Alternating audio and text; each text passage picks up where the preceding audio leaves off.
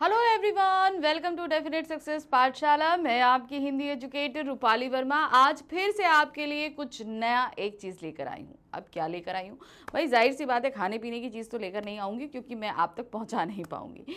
तो आज जो मैं लेकर आई हूँ वो है आपकी यानी कि क्लास 10th की एग्ज़ाम प्रिपरेशन से संबंधित कुछ टॉपिक। तो आपके एग्ज़ाम्स आने वाले हैं, आप सभी को अच्छे से पता चल गया है कि एग्ज़ाम्स के लिए अब बिल्कुल भी समय नहीं बचा है। तो अब जो है तैयारी एकदम ज़ोर शोर से चल रही है और जो सबसे ज़्यादा ज़रूरी होता है हमारे लैंग्वेजेस में वो होता है आंसर राइटिंग, कि क्वेश्चंस के आंसर हम किस तरीके से लिखें कि चीज़ें सही तरीके से आ पाएँ। तो इसमें सबसे ज़रूरी ये चीज़ होती है कि जो क्वेश्चन पूछा जा रहा है उसे पहले हमें सही से समझना है और समझने के बाद उसके आंसर्स को भी उतने ही अच्छे तरीके से देना है। तो अगर हम बात कर रहे हैं अपनी क्लास 10th में, तो क्लास 10th में हमारे पास जो क्वेश्चंस आने वाले हैं, हम कोर्स ए बी दोनों की बात कर रहे हैं, ध्यान रखिएगा। तो जो आने वाले हैं क्वेश्चंस वो हमारे दो टाइप के क्वेश्चंस आएंगे, ठीक है। बाकी सब्जेक्ट्स में कई तरीके से आते हैं लेकिन हमारे हिंदी में दो टाइप से क्वेश्चंस आते हैं। पहला तो हमारा रहता है मल्टीपल चॉइस क्वेश्चंस और दूसरा रहता है आपका जो है सब्जेक्टिव क्वेश्चन, यानी कि ऑब्जेक्टिव और सब्जेक्टिव दोनों तरीके के आते हैं। हिंदी में कहें तो बहुविकल्पीय और वर्णनात्मक दोनों ही तरीके के आते हैं। अब बहुविकल्पीय प्रश्न की अगर हम बात करें तो लास्ट ईयर के पैटर्न के अकॉर्डिंग हमारा 50-50 का रेशियो चलता था, यानी कि जो 80 मार्क्स का पेपर होता था उसमें 40 मार्क्स के क्वेश्चंस आपके आते थे मल्टीपल चॉइस क्वेश्चंस यानी कि बहुविकल्पीय, और 40 मार्क्स के हमारे रहते थे वर्णनात्मक, सब पूरी तरीके से एक्सप्लेन करने वाले, जिसके अंदर हमारा लेखन भी आता था। लेकिन अब के साल यानी कि 2025 में जो बच्चे अब बोर्ड का एग्ज़ाम देने जा रहे हैं उनके लिए मैं ये बता दूं कि इन पैटर्न्स में बदलाव किया गया। क्या बदलाव किया गया? पहला बदलाव जो मेजर तौर पर था, ये 50-50 रेशियो हटा दिया गया। अब इन्होंने पूरे 80 मार्क्स के पेपर में सिर्फ 16 मार्क्स के बहुविकल्पीय प्रश्न रखे हैं और बाकी सभी आपके आंसर आपको वर्णनात्मक में देने हैं, ठीक है। अब अगर हम बहुविकल्पीय प्रश्नों की बात करें तो बहुविकल्पीय प्रश्न जो आ रहे हैं 3 मार्क्स के आपके अपठित गद्यांश और 3 मार्क्स के अपठित पद्यांश, तो 6 मार्क्स तो आपके अपठित बोध में चले गए। फिर उसके बाद बचे हुए 10 मार्क्स, मैंने 16 बोले ना, तो 6 तो आपके अपठित बोध में आ गए, 10 मार्क्स जो हैं वो आपके जो पठित गद्यांश और पठित काव्यांश में आएंगे, यानी कि आपके जो काव्य खंड है और गद्य खंड है जो आपकी पुस्तक से उससे लिए जा रहे हैं, बाकी सब आपके वर्णनात्मक आ रहे हैं। तो अब तो अपठित बोध से तो जो आएंगे वो आएंगे, बाकी जो 10 मार्क्स के हैं वो हमारी सिर्फ एक बुक से आ रहे हैं। कोर्स ए की बुक है क्षितिज भाग 2 और कोर्स बी की जो बुक है वो है स्पर्श भाग 2। सिर्फ इस बुक के ही जो चैप्टर्स काव्यखंड और गद्यखंड में दिए गए हैं, इससे आपके गद्यांश और पद्यांश आधारित 10 नंबर के बहुविकल्पीय पूछे जाएंगे, जिन्हें मैं ऑलरेडी करा चुकी हूँ, यानी कि कोर्स ए में भी करा चुकी हूँ, कोर्स बी में भी करा चुकी हूँ। अब अगर हम बात करें वर्णनात्मक प्रश्न की, तो वर्णनात्मक प्रश्न हमारी दोनों बुक से पूछे जा रहे हैं, क्योंकि बहुविकल्पीय सिर्फ एक बुक से पूछे जा रहे थे, लेकिन वर्णनात्मक प्रश्न हमारी दोनों बुक से पूछे जा रहे हैं, यानी कि कोर्स ए में क्षितिज भाग 2 और कृतिका भाग 2 से, और जो आपके कोर्स बी है उसमें स्पर्श भाग 2 और आपके संचयन भाग दोनों से वर्णनात्मक प्रश्न आ रहे हैं। बात करें अगर किस तरीके के आ रहे हैं वर्णनात्मक प्रश्न, तो वो भी दो टाइप के हैं, एक आपके लघु उत्तरीय हैं और एक आपके दीर्घ उत्तरीय हैं। तो स्पर्श बुक और क्षितिज बुक से पूछे जाने वाले प्रश्न लघु उत्तरीय रहेंगे, जबकि आपके कृतिका भाग 2 और संचयन भाग 2 से पूछे जाने वाले बुक से जो प्रश्न आएंगे वो दीर्घ उत्तरीय रहेंगे, ठीक है। तो अगर हम कोर्स ए की बात करें तो कोर्स ए में हम सारे दोनों ही बुक के बहुविकल्पीय और वर्णनात्मक प्रश्न करा चुके हैं, इनकी प्रिपरेशन अच्छे से करा चुके हैं, आपको मैंने हर तरीके से आंसर लिखना, बताना, सब कुछ करना समझा दिया है। अब हम कोर्स बी की जो हमने बुक ली है उसमें अब हम जो कर रहे हैं वो हमारे वर्णनात्मक प्रश्न चल रहे हैं। तो हम क्योंकि मल्टीपल चॉइस क्वेश्चन करा चुके हैं तो हमने वर्णनात्मक प्रश्न अपने शुरू किए अपनी स्पर्श बुक से, और स्पर्श बुक से करते करते हमने काव्य खंड के जो 7 अध्याय थे उन 7 अध्याय के हमने वर्णनात्मक प्रश्न कर लिए। उसके बाद हमने गद्य खंड अपने लास्ट वीडियो से शुरू कर दिया, जिसमें हमने गद्य खंड का पहला और बुक का 8वां अध्याय बड़े भाई साहब के वर्णनात्मक प्रश्न कर लिए। अब वर्णनात्मक प्रश्न हमेशा ये ध्यान रखना, इनकी प्रिपरेशन आपको जब भी करनी, हमेशा याद रखना, जब भी करना, तो ये आपके जो इस बुक से आ रहे हैं स्पर्श से, ये आपके लघुत्तरी आएंगे, 25 से 30 शब्दों में इसका आंसर लिखना होगा, 2 मार्क्स इसके लिए आपको मिलेंगे। लेकिन इसकी प्रिपरेशन आप थोड़ा ज़्यादा करना। अब मैं ऐसा क्यों कह रही हूँ, इसका सबसे बड़ा रीज़न मैं बता दूँ। मैं ऐसा इसलिए कह रही हूँ क्योंकि ऐसा करने से क्या होगा कि आपका जो क्या कहते हैं, लिखने के जैसे लिखते हैं ना, तो हम कुछ चीज़ें बीच में भूल जाते हैं, तो उससे हमें क्या होगा कि हम अगर कुछ भूलते भी हैं तो विद इन लिमिट आ जाएंगे। जैसे 30 वर्ड्स तक हमें लिखना है, 25 तो 30 वर्ड्स तक हमें लिखना है, तो याद करो इसको 40 से 45 वर्ड्स तक हमेशा दिमाग में उतना ही प्रिपेयर आपको करना है। फिर लिखते लिखते आप उसको शॉर्ट भी कर सकते हो, भूल गए तो भी विद इन वर्ड आ जाओगे।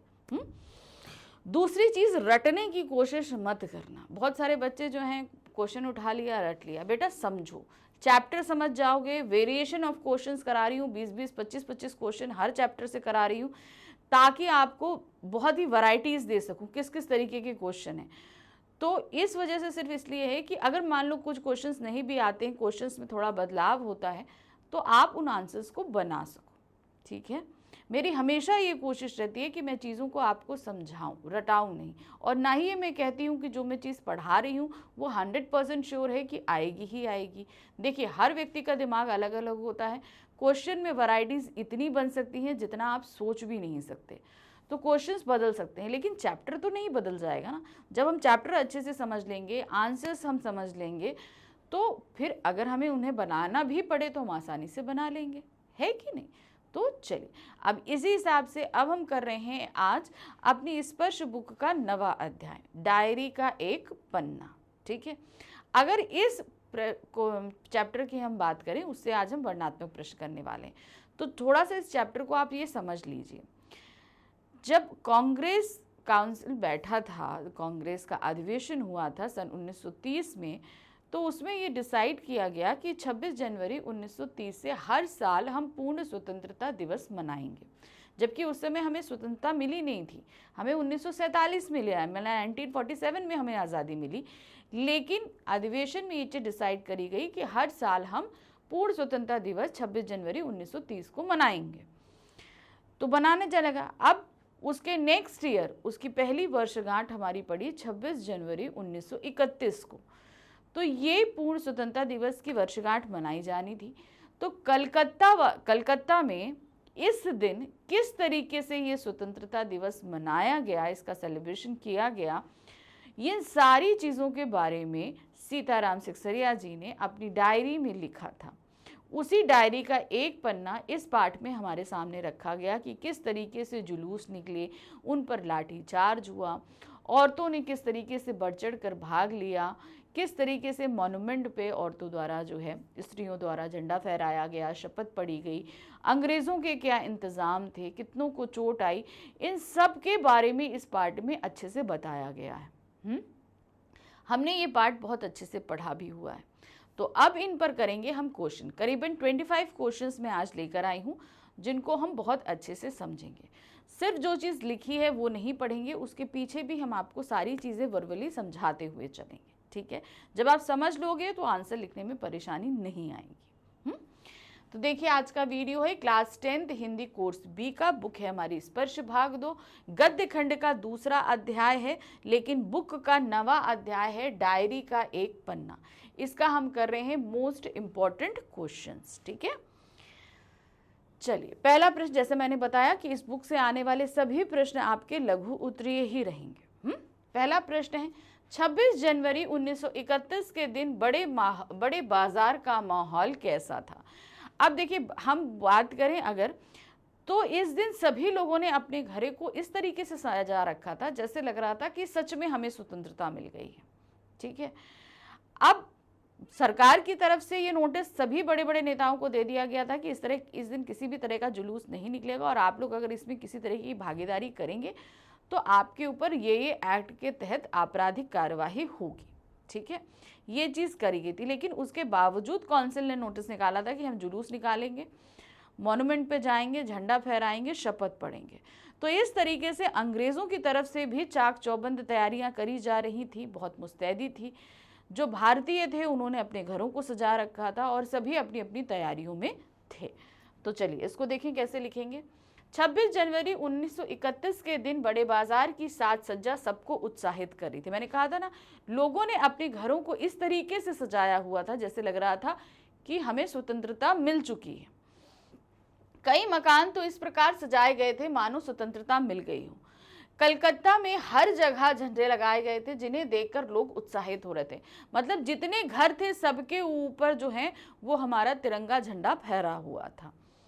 वस्तुतः लोग जिस रास्ते से भी जाते उसी रास्ते पर नवीनता और उत्साह दिखाई पड़ता था। क्यों था? सबसे बड़ा रीजन ये था क्योंकि हमें उस दिन स्वतंत्रता की वर्षगांठ मनाई जानी थी। देखिए, हमारा देश जब स्वतंत्र नहीं हुआ था तो हम अंग्रेजों के खिलाफ लड़ रहे थे कि हमें पूर्ण स्वतंत्रता चाहिए। अब पूर्ण स्वतंत्रता करने के लिए जाहिर सी बात है हमें वो काम करने पड़ेंगे जो अंग्रेजों को परेशान करें। तो ये एक परेशानी का सबसे बड़ा कारण था कि देश हमारा अभी आज़ाद नहीं किया अंग्रेज़ों ने, और अंग्रेज़ वहाँ पर स्वतंत्रता दिवस मनाते हुए देखें तो ये चीज़ उनके लिए सबसे खलने वाली चीज़ थी। अब ये चीज़ को रोकने का भी वो प्रयास कर रहे थे। तो सबसे पहला जो उनको परेशान करने का था ये थे कि घरों को खूब सजा दो, कि हाँ लगे कि भाई तिरंगे से सजा दो। भाई उस समय तो भाई यूनियन जैक चलता था, ब्रिटेन का झंडा। अब यूनियन जैक की जगह आप खुद अपना झंडा फहराओगे उस देश में जहाँ पर अंग्रेज़ों ने कब्जा कर रखा है, तो वो तो उनको चिढ़ाएगा ही चिढ़ाएगा। तो इस तरीके से लोग भी उस तिरंगे को देखकर जहां उत्साहित हो रहे थे, वहीं अंग्रेजी सरकार को देखकर इसको कोफ्त भी हो रही थी, गुस्सा भी आ रहा था। प्रश्न संख्या 2 है, कलकत्ता में घरों पर राष्ट्रीय ध्वज लगाए जाने का कारण बताइए। क्यों लगाया गया था? कारण मैं आपको बता चुकी हूं, क्योंकि इस दिन पूर्ण स्वतंत्रता संग्राम की वर्षगांठ को मनाया जा रहा था। और ये था एक प्रतीक के तौर पर कि नहीं, हमें ये स्वतंत्रता दिवस मनाना ही मनाना है। 26 जनवरी 1931 का दिन स्वतंत्रता दिवस मनाए जाने की प्रतिज्ञा का दिवस था। यहाँ स्त्री, पुरुष, विद्यार्थी सभी उत्साह से भरे हुए थे। उन्होंने अपने अपने मकानों को राष्ट्रीय ध्वज से सजा रखा था। उन्हें देखकर ऐसा लग रहा था जैसे भारत को स्वतंत्रता प्राप्त हो गई है। तो लगाए जाने का कारण क्या था? क्योंकि उस दिन हम स्वतंत्रता दिवस की प्रतिज्ञा की वर्षगांठ मना रहे थे कि नहीं, हमें स्वतंत्र करना ही है भारत को। तो इस चीज की प्रतिज्ञा ली थी कब? हमने वर्ष 1930 में ली थी, 26 जनवरी को। अब उसकी वर्षगांठ मनाई गई कब? 1931 में। तो अब उसे भी उसी तरीके से, जैसे मान लीजिए हम लोग को 15 अगस्त 1947 को देश आज़ाद हुआ। आज़ाद तो 1947 में हो गया, लेकिन आज भी हम उस दिन को हर्षोल्लास के साथ मनाते हैं कि नहीं मनाते? तो प्रतिज्ञा का दिन जो है वो ज़रूर 1930 था, लेकिन अब हर साल उसे मनाना था। तो 1931 को भी मनाया गया, 1932 में भी मनाया गया, 33 में भी मनाया गया, सिर्फ इसलिए कि भाई हमने ये प्रतिज्ञा कर ली है कि हमें अपने देश को स्वतंत्र कराना है। तो अब इस प्रतिज्ञता को मनाए जाने के लिए जुलूस निकलने थे, गोष्ठियाँ होनी थी, सभाएं होनी थी, ये सब कुछ होना था। अब इन सब को होने से रोकने के लिए अंग्रेज़ों को भी कार्य करना था। अब लोगों के अंदर, कहते हैं ना भाई हमें मनाना तो है मगर लोगों के को प्रोत्साहित भी करना है। तो ये झंडे लगाकर लोगों को कहीं ना कहीं प्रोत्साहित किया जा रहा था। उनके अंदर जो है वो जोश भरा जा रहा था ताकि वो आगे बढ़ें और झंडे को फहराएं और जो है बढ़ चढ़ कर इस स्वतंत्रता दिवस में भाग लें। और यही हुआ भी, सबने बढ़ चढ़ कर भाग लिया था। तो यहाँ पर झंडे फहराने का कारण ये था लोगों के अंदर वो उत्साह भरना, जिससे वो इसमें बढ़ चढ़ कर भाग लें, उन्हें प्रोत्साहित करना कि स्वतंत्रता के लिए वो हमेशा कर्तव्यबद्ध रहें। प्रश्न संख्या 3 है, 26 जनवरी 1931 को ट्रैफिक पुलिस सड़कों पर क्यों दिखाई नहीं दे रही थी? साथ ही इस दिन तारा सुंदरी पार्क में हुई घटना को स्पष्ट कीजिए। अब जैसे मैंने बताया कि 26 जनवरी 1931 को दिन स्वतंत्रता दिवस की वर्षगांठ मनाई जानी थी। अंग्रेजी सरकार की तरफ से सभी बड़े नेताओं को जो है नोटिस दे दिया गया था कि आप किसी भी जुलूस में, किसी भी गोष्ठी में, किसी भी सभा में किसी तरीके से पार्ट नहीं लेंगे, नहीं तो ये अपराध समझा जाएगा और आप लोग को गिरफ्तार किया जाएगा। लेकिन काउंसिल की तरफ से भी नोटिस दिया गया था कि सभी को जो है वो जुलूस निकालने हैं और प्रतियोगिता में उसमें जुलूस में बढ़ चढ़ कर भाग लेना है। ये काउंसिल की तरफ से भी नोटिस निकाल दिया गया था। तो अब जो है ये हुआ कि भाई इन लोग जब जुलूस निकालेंगे तो इन्हें रोकना भी पड़ेगा। अब रोकने के लिए जितनी भी ट्रैफिक पुलिस थी उन्हें भी इस काम में लगा दिया गया था। हर पार्क में, हर जगह जहां पर पुलिस का मुस्तैदी के साथ इंतजाम किया गया था, हर जगह इस पुलिस की चाक चौबंद तैयारी थी। अब पुलिस को भी सब जगह, तो ट्रैफिक पुलिस सारी हटाकर वहां पर लगा दी गई थी कि किसी भी तरह की सभाएं नहीं हो, मॉन्यूमेंट के नीचे लोग इकट्ठा नहीं होने पाए, ये सब चीजें।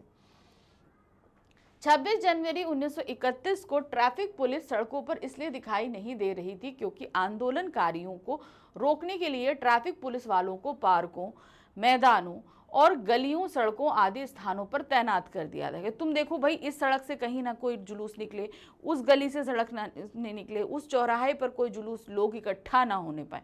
मेन यही था कि लोग इकट्ठा होकर जुलूस नहीं निकालने पाए, क्योंकि अगर वो निकालेंगे तो जाहिर सी बात है कि उनको कंट्रोल करना मुश्किल हो जाएगा। इस दिन तारा सुंदरी पार्क में बड़ा बाजार कांग्रेस कमेटी के युद्ध मंत्री हरीश चंद्र सिंह झंडा फहराने गए। ठीक है, कहाँ गए? तारा सुंदरी पार्क में वो गए कि हम झंडा फहराएंगे, पर वे भीतर ना जा सके क्योंकि पुलिस ने इस तरीके से सभी जगह पार्कों में कोई भी सभा करने से मना किया था। वहां पर काफी मारपीट हुई और 2-4 आदमियों के सिर फट गए। अब पुलिस ने क्या किया? उसने तो लाठीचार्ज कर दिया लोग रोकने के लिए। अब मारपीट हुई तो लोगों के सर फट गए। और गुजराती सेविका संघ की ओर से निकले जुलूस को बहुत सी लड़कियों को गिरफ्तार कर लिया गया। तारा सुंदरी पार्क के पास ही गुजराती संघ की महिलाओं का जो जुलूस आया था, वहां पर भी उन महिलाओं को गिरफ्तार कर लिया गया कि भैया ये जुलूस बढ़ने के, छोटा जुलूस कंट्रोल करना आसान होता है, धीरे धीरे जब वो बड़ा होता जाए तो उसे कंट्रोल करना मुश्किल होता है। तो जगह जगह गलियों पर जो पुलिस तैनात की गई थी उनका काम ही यही था कि अगर छोटा जुलूस भी है तो उसे उसी जगह खत्म कर दो। तो गुजराती जो सेविका संघ का आया, फिर हरीशचंद बाबू जो गए झंडा फहराने, उन लोगों को रोकने के लिए इस तरीके के छोटे छोटे लाठीचार्ज हो रहे थे और लोगों को गिरफ्तार किया जा रहा था। प्रश्न संख्या 4 है, सुभाष बाबू ने कब और कैसे जुलूस निकाला? यह दिन किस अमर दिन की स्मृति में था? सुभाष बाबू मतलब सुभाष चंद्र बोस कलकत्ता में थे। उनके ऊपर भी जुलूस निकालने का भार सौंपा गया था कि आप इस जुलूस की अगवाई करेंगे। तो देखिए उन्होंने कैसे निकाला। सुभाष बाबू ने 26 जनवरी 1931 को कलकत्ता में जुलूस निकाला। यह जुलूस सरकारी कानूनों का उल्लंघन करते हुए सार्वजनिक रूप से निकाला गया, क्योंकि सरकार की तरफ से यह था कि आप किसी भी तरह का जुलूस नहीं निकाल सकते, सभा नहीं कर सकते। तो एक तरीके से सरकारी कानून का उल्लंघन किया गया था। यह दिन 26 जनवरी 1930 को संपूर्ण भारत में मनाए गए प्रथम स्वतंत्रता दिवस की अमर स्मृति में था।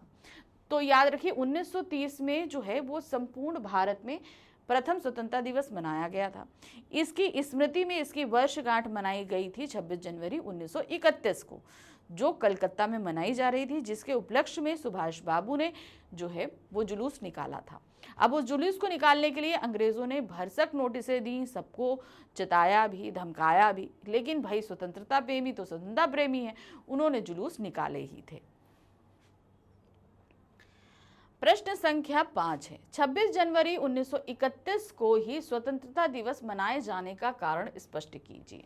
अब बताइए कि 26 जनवरी 1931 के दिन ही क्यों मनाया जा रहा था, इसका रीजन क्या है ना?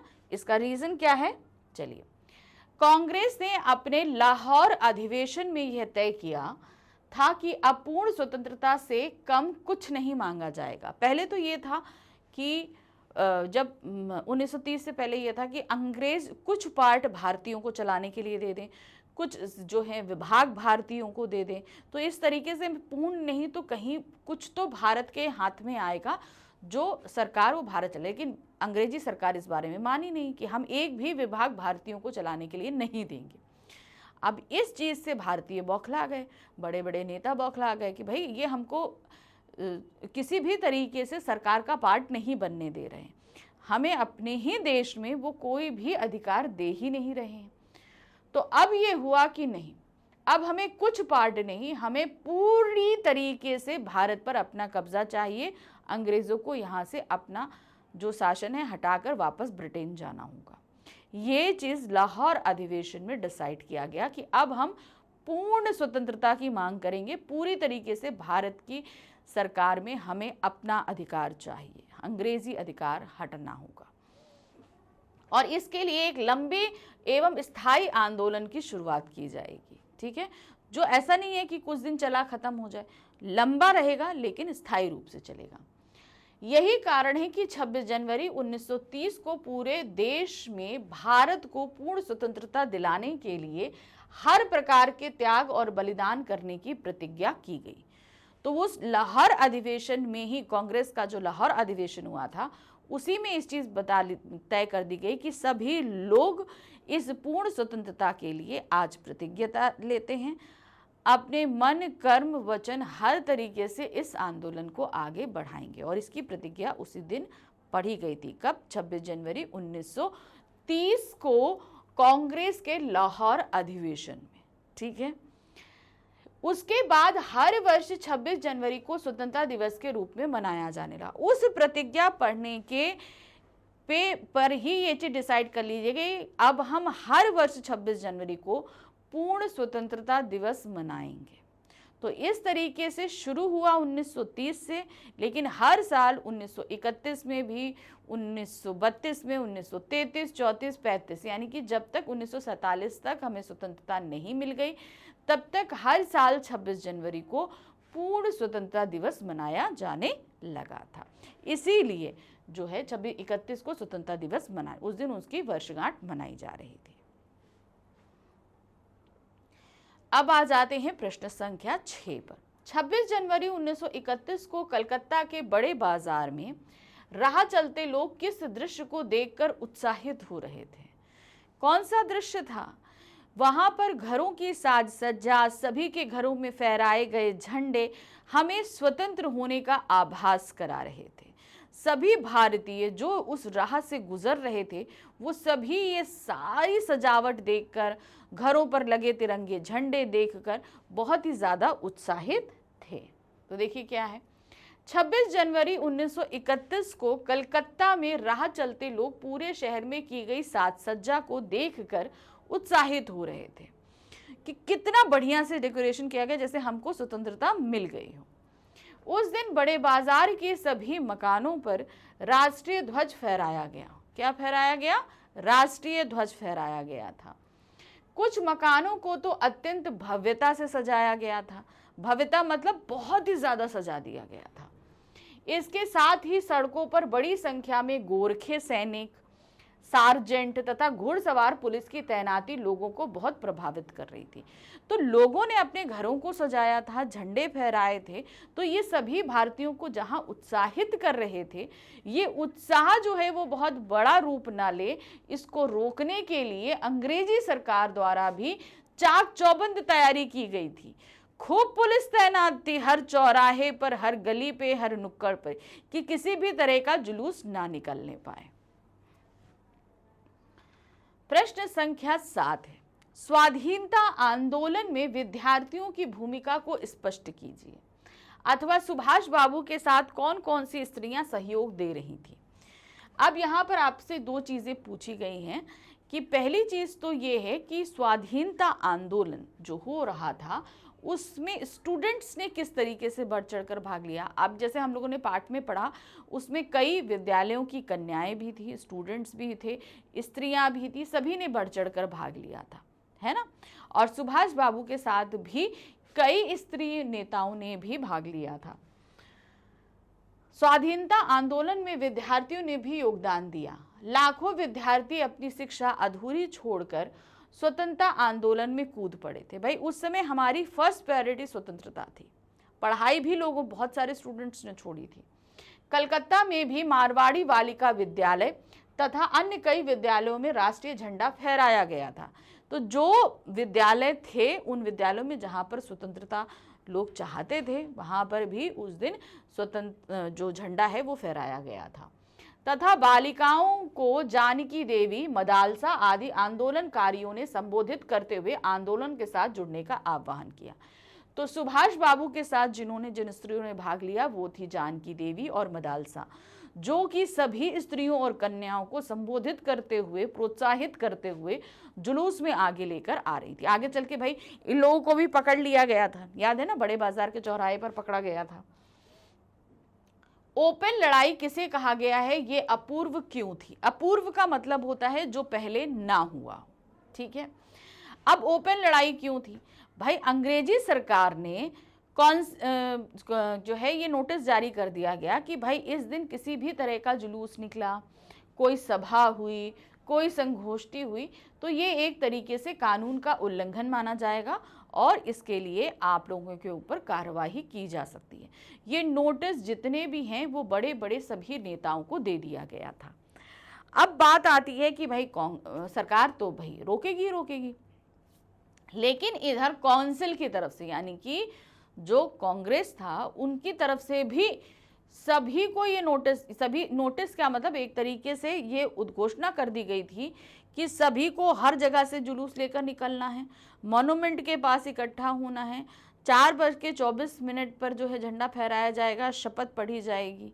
तो एक तरीके से सरकार को ये ओपन लड़ाई के लिए चैलेंज किया गया था कि भाई सरकार मना कर रही है लेकिन हम करेंगे।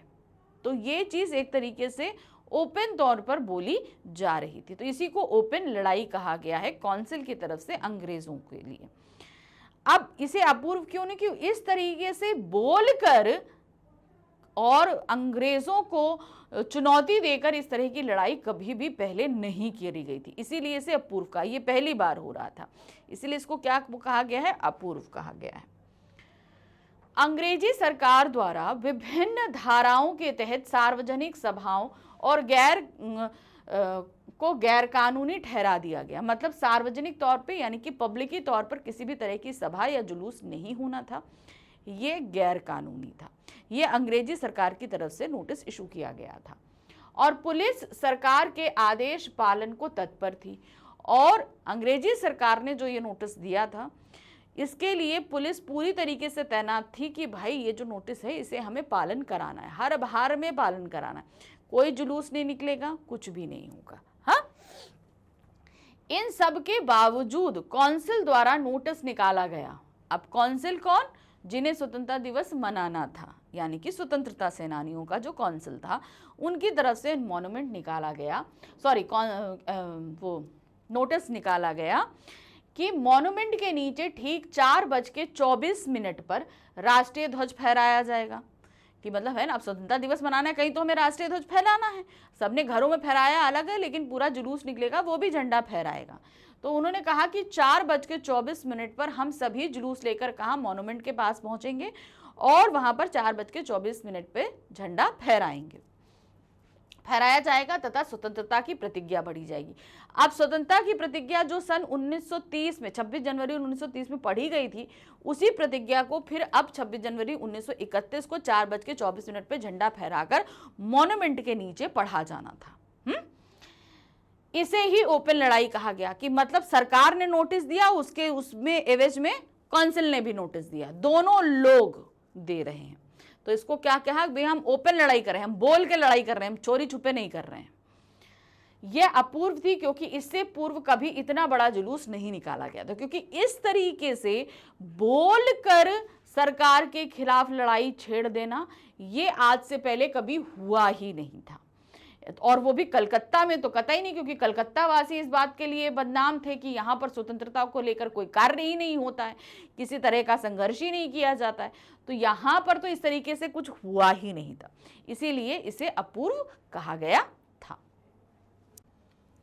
प्रश्न संख्या 9 है, मॉन्यूमेंट के नीचे सभा क्यों की जा रही थी? अब ये बात था कि मॉन्यूमेंट पे ही झंडा क्यों फहराना है और उसी के नीचे सभा क्यों करनी है, इसका रीजन क्या था? आप देखिए क्या है। 26 जनवरी 1931 का दिन अखिल भारतीय कांग्रेस द्वारा देश को पूर्ण स्वतंत्रता प्रदान करने की मांग की घोषणा का दिन था। 1930 में घोषणा की गई थी। अब उसी की वर्षगांठ कब मनाई जा रही थी? 1931 का दिन था। कलकत्ता में भी इसी उद्देश्य से मॉन्यूमेंट के नीचे सभा आयोजित की जा रही थी। जिससे भारत को अंग्रेजों की दासता से पूर्ण रूप से मुक्त कराने के लिए शहरवासियों में जागृति उत्पन्न की जा सके। ठीक है, अब देखिए इसका रीज़न क्या था, मैं आपको बता दूं। देखिए सबसे बड़ी चीज़ तो ये है कि हम जब किसी चीज़ को करते हैं तो वहाँ पर, अब जैसे पब्लिक की हम किसी चीज़ सभा को ऑर्गेनाइज कर रहे हैं या हम कुछ भी कर रहे हैं, तो उसके लिए हमें क्या करना पड़ेगा, उसके लिए तो हमें पहले एक जगह डिसाइड करनी पड़ेगी ना कि जहाँ पर सभी लोग इकट्ठा हो सके। अब जैसे शहर में कोई भी चीज़ होती है तो एक पर्टिकुलर कोई ग्राउंड है या समथिंग कुछ कहीं है जहाँ पर आपको बता दिया जाएगा कि सभी लोग को यहाँ पर इकट्ठा होना है। अब ये तो बता दिया गया कि 26 जनवरी 1931 का दिन ऐसा है कि हमें पूर्ण स्वतंत्रता मनानी है। अब पूर्ण स्वतंत्रता मनानी तो है, अब इसकी प्रतिज्ञा जो 1930 में पढ़ी गई थी वो फिर हमें 31 में पढ़नी है। अब पढ़ने के लिए वो जगह डिसाइड करनी थी, तो जगह डिसाइड की गई मॉन्यूमेंट के नीचे कि सभी लोग जगह जगह से जुलूस लेकर आएं और उसी जगह इकट्ठा हों, और टाइम भी बता दिया गया 4:24 कि इस समय तक सब वहां पहुंच जाएं ताकि झंडा फहराई जाए और ज़्यादा से ज़्यादा लोग इकट्ठा होकर वहां पर प्रतिज्ञा पढ़ें। ठीक है, तो इसीलिए मॉन्यूमेंट को वो जगह डिसाइड की गई थी उस प्रतिज्ञा को पढ़ने के लिए। प्रश्न संख्या 10 है, 26 जनवरी 1931 को सुभाष बाबू की भूमिका क्या थी। अब वो किस तरीके से जुलूस लेकर निकले, किस तरीके से पुलिस ने उन्हें गिरफ्तार कर लिया, ये सारी चीज़ें अब आपको यहाँ पर बतानी है। तो देखिए क्या है, 26 जनवरी 1931 को जुलूस निकालने में सुभाष बाबू की बहुत महत्वपूर्ण भूमिका थी, क्योंकि भाई वो एक अच्छे नामी गिरामी नेता थे, है कि नहीं। वह जुलूस का नेतृत्व कर रहे थे और ठीक 4:10 पर जुलूस लेकर आ गए। अब क्या था, ध्यान दीजिए, थोड़ा इसको रिलेट करिए। 4:24 पर झंडा फहराना था और 4:10 तक वो जुलूस लेकर आ गए, यानी कि सिर्फ 14 मिनट बचे थे अब वो प्रतिज्ञा पढ़े जाने और झंडा फहराने में, है ना। उससे पहले ही वो जुलूस लेकर आ गए। पुलिस ने इनको चौरंगी पर रोकने का प्रयास किया। चौरंगी एक चौराहा है, उस जगह पर उनको रोकने का प्रयास किया कि भाई किसी तरीके से इनको रोका जाए, भाई इतने बड़े नेता हैं, इनके पीछे कोई भी चल देगा, तो इनको रोका जाए, परंतु असफल रहे। पुलिस ने उन पर लाठियां भी चलाई, लाठीचार्ज कर दिया, परंतु वह आगे बढ़ने का निश्चय कर चुके थे। वह जोर जोर से वंदे मातरम बोलकर सबका उत्साहवर्धन कर रहे थे। अब जब लाठीचार्ज हुआ तो ये हुआ कि भाई इनको पहले हटा दिया जाए, ऐसा न हो लाठियां इनके ऊपर भी पड़ जाएं, लेकिन नहीं, उन्होंने पूरे उत्साह के साथ और जोर जोर से वंदे मातरम बोलना शुरू कर दिया। ये एक खास तौर से चीज़ें हमेशा ध्यान रखिए कि हमारे जो भारतीय नेता रहे जिन्होंने स्वतंत्रता आंदोलन में बढ़ चढ़ कर भाग लिया, वो इस तरह की कार्रवाइयों से कभी डरते नहीं। तुम्हें मारना है तुम मारो, तो मैं तो अपने देश के लिए स्वतंत्रता दिला के रहूँगा। उनके अंदर ये जोश था, ये पूरी तरीके से कहते हैं ना कूट कूट के भरी चीज़ थी, वो था। तो ये सुभाष बाबू के साथ भी था कि जैसे ही लाठीचार्ज हुआ उनके ऊपर भी लाठियां पड़नी शुरू हुई, तो भाई बाकी नेताओं ने कहा कि आप हट जाइए, लेकिन नहीं, वो वंदे मातरम बोलते हुए आगे बढ़ते रहे, लेकिन बाद में उन्हें गिरफ्तार कर लिया गया था। प्रश्न संख्या 11 है, पुलिस द्वारा कलकत्ता में आंदोलनकारियों पर लाठीचार्ज करने और उन्हें लॉकअप में रखने के बाद भी उनका उत्साह ठंडा क्यों नहीं पड़ रहा था। अब क्या हुआ, जगह जगह से तो जुलूस निकल रहे थे, अब वो जुलूस सभी को कहाँ आना था, मॉन्यूमेंट के पास आना था, क्योंकि वहीं पर शपथ पढ़ी जानी थी, वहीं झंडा फहराया जाना था। अब पुलिस का काम क्या था, वहां तक लोगों को पहुंचने नहीं देना। तो वहां का पहुंचने के जितने रास्ते थे, हर रास्ते पर चाक चौबंद तैयारी थी, खूब पुलिस तैनात थी। जितने जुलूस आ रहे थे उन सभी को रोकने की, क्योंकि सब अलग अलग शहर के अलग अलग दिशाओं से आ रहे थे। कोई स्त्रियां लेकर आ रही थी, सुभाष बाबू ला रहे थे, हरिश्चंद्र जी लेकर आ रहे थे, सभी लोग लेकर आ रहे थे। अब ये हुआ रोकना है, अब पुलिस रोके कैसे भाई, आंदोलनकारियों को इस तरीके से रोक लोगे तुम समझा के, तो अंग्रेज भी भाई उन्होंने लाठीचार्ज कर दिया। लाठीचार्ज कर दिया तो लोग तितर बितर हुए, उनमें से सबको भाई बहुत सारे लोग घायल भी हुए, जिनका इलाज भी कराया गया, आगे फ़ोटो भी ली जा रही थी। फिर इसके अलावा उनमें से लोगों को, महिलाएं हों चाहे पुरुष हों, सभी को गिरफ्तार किया गया, ठीक है, और गिरफ्तार करके फिर उन्हें रखा भी गया। और ऐसा नहीं था कि उनके अंदर भाई हमको लाठी पड़ गई, हमें चोट आ गई, हमें पुलिस ने पकड़ लिया, अरे भाई बहुत बदनामी, ऐसा कुछ नहीं। उनका उत्साह और बढ़ गया, क्योंकि उस समय इस तरीके से लाठियां खाना और अंग्रेजी सरकार द्वारा गिरफ्तार किया जाना एक प्राउड मूवमेंट हुआ करता था कि नहीं, हमने अपने देश के लिए ये काम किया। भाई आजकल जैसे कोई पुलिस पकड़ ले, जेल में डाल दे, तो इसका मतलब आपने कोई गलत काम किया है, आपने अपराध किया है, तो ये शर्म की बात होती है। लेकिन देश की स्वतंत्रता के लिए अगर आपको पुलिस पकड़ रही है तो ये क्या कर रहा था, बहुत प्राउड का काम होता था और इन लोगों का उत्साह बढ़ जाया करता था कि नहीं, अब हम दोबारा जब ये काम करेंगे तो हम और जोश खरोश के साथ करेंगे और उत्साहित होकर करेंगे। स्वतंत्रता आंदोलन में भाग लेने वाले कलकत्ता वासी देश प्रेम और मरने मारने की भावना को अपने दिलों में संजोए हुए थे कि हमें किसी भी तरीके से अपने देश को स्वतंत्र, मतलब उनके अंदर ये जोश था पूरी तरीके से। पुलिस की लाठी से चोट लगने, जेल जाने या किसी अन्य व्यक्तिगत नुकसान का उन्हें भय नहीं था। तुम्हें मारना है मार लो, तुम्हें पकड़ना है पकड़ लो, हमें डर नहीं है, हम अपने देश के लिए लड़ रहे हैं और हम लड़ते रहेंगे। उन्हें देश को स्वतंत्र कराने की भावना ने ओतप्रोत कर दिया था, यानी कि वो पूरी तरीके से उस भावना से रंगे हुए थे कि नहीं, हमें अपने देश के लिए कार्य करना है तो हम करके रहेंगे। इसीलिए पुलिस द्वारा हर प्रकार का अत्याचार किए जाने के बाद भी उनका उत्साह ठंडा नहीं पड़ रहा था। अब पुलिस चाहे मार ले, पीट ले, पकड़ ले, बांध के डाल दे, कुछ भी कर ले, हमें अपने देश के लिए लड़ना है, वो उत्साह उनके अंदर भरा हुआ था। और पुलिस की इस कार्रवाई से ये उत्साह और बढ़ता था। दबने का नाम नहीं होता था कि नहीं तुमको मार पड़ रही है तो तुम ये काम छोड़ दो, वो उनके अंदर और ये चीज़ बढ़ती थी कि नहीं मुझे ये काम करना है। जैसे होता है ना, आप लोगों को कोई चीज़ रोको तो आप लोगों को नहीं हमें तो करना है, तो ये उसी तरह की एक टेंडेंसी थी कि नहीं आप हमें रोकोगे तो हम आगे बढ़ेंगे, हम करके रहेंगे। प्रश्न संख्या 12 है, 26 जनवरी 1931 के दिन कलकत्ता के मार्गों की क्या स्थिति थी बताइए। अब हर मार्ग से जुलूस निकल रहा था, क्योंकि भाई कलकत्ता वासियों की संख्या ज़्यादा है, पुलिस की संख्या तो कम होगी, जाहिर सी बात है कि नहीं कम होगी। तो अब पूरा कलकत्ता इस तरीके से उतारू था कि भाई हमें तो अपने देश को स्वतंत्र कराना है, और सभी लोग बढ़ चढ़ कर भाग ले रहे थे, क्या स्त्री, क्या पुरुष, क्या लड़कियां, क्या लड़के, क्या स्टूडेंट्स, सभी बढ़ चढ़ कर भाग ले रहे थे। तो इससे क्या था, सारे लोगों का जुलूस कलकत्ता की सड़कों पर था, और इन सब को रोकने के लिए पहले से ही पुलिस तैनात थी हर जगह, हर एक चौराहे पर, हर एक पार्क, मतलब इवन सिर्फ उस मॉन्यूमेंट वाले पार्क पे ही नहीं, जितने भी पार्क थे उन सभी पार्कों में किसी भी तरह की कोई भी सभा करने की मनाही थी उस दिन। तो हर पार्क में जो है वो रोक थी। तो पुलिस की भी पाबंदी अच्छी थी, लोग भी मुस्तैद थे कि हमें जुलूस लेकर चलना है।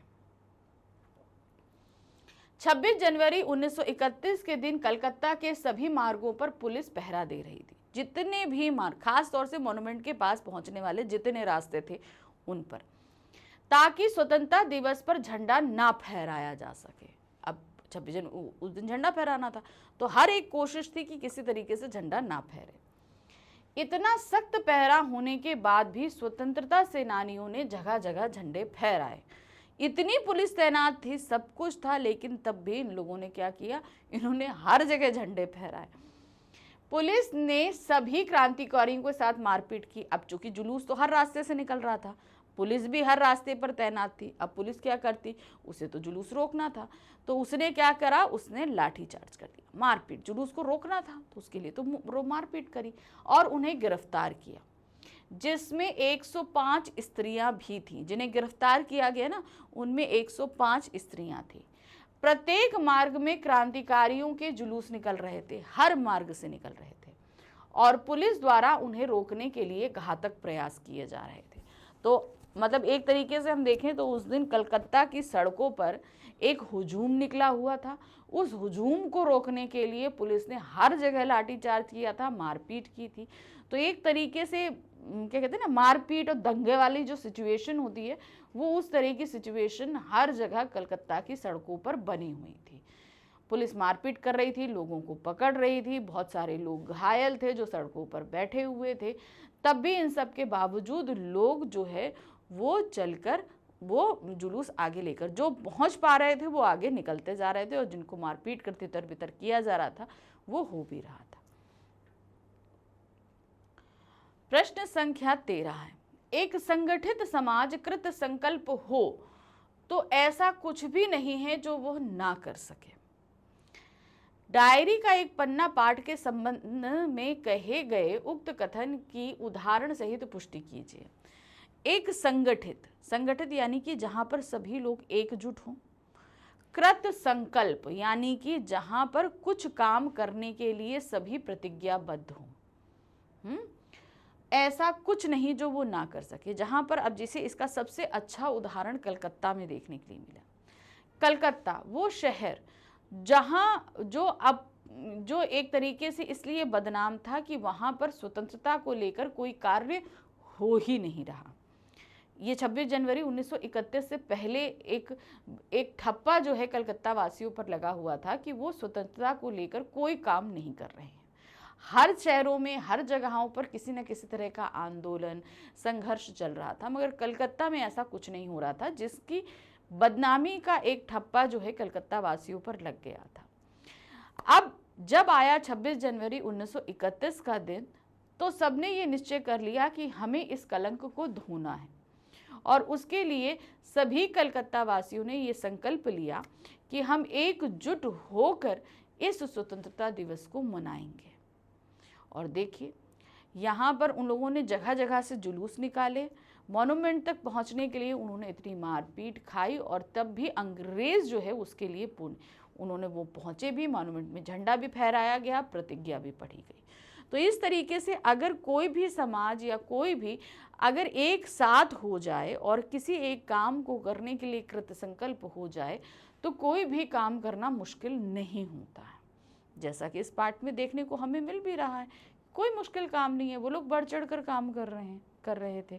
उन्हें कितना रोकने का प्रयास किया गया, क्या उन्हें रोक पाए? बिल्कुल नहीं रोक पाए। डायरी का एक पन्ना पाठ क्रांतिकारियों की कुर्बानियों की याद दिलाते हुए इस तथ्य की पुष्टि करता है, यानी कि इस फैक्ट को बताता है कि यदि एक संगठित समाज कृत संकल्प हो जाए, यानी कि एक तरीके से वो किसी चीज़ को करने के लिए सोच ले कि ये काम हमें करना ही करना है, तो ऐसा कुछ भी नहीं है जो वह ना कर सके, यानी कि ऐसा कोई काम नहीं है जो वह ना कर सके। 26 जनवरी 1931 के दिन कलकत्ता में राष्ट्रीय ध्वज फहराने के लिए हजारों की संख्या में स्त्री पुरुषों ने बढ़ चढ़कर हिस्सा लिया। बहुत सारे लोगों ने आगे बढ़ चढ़कर भाग लिया।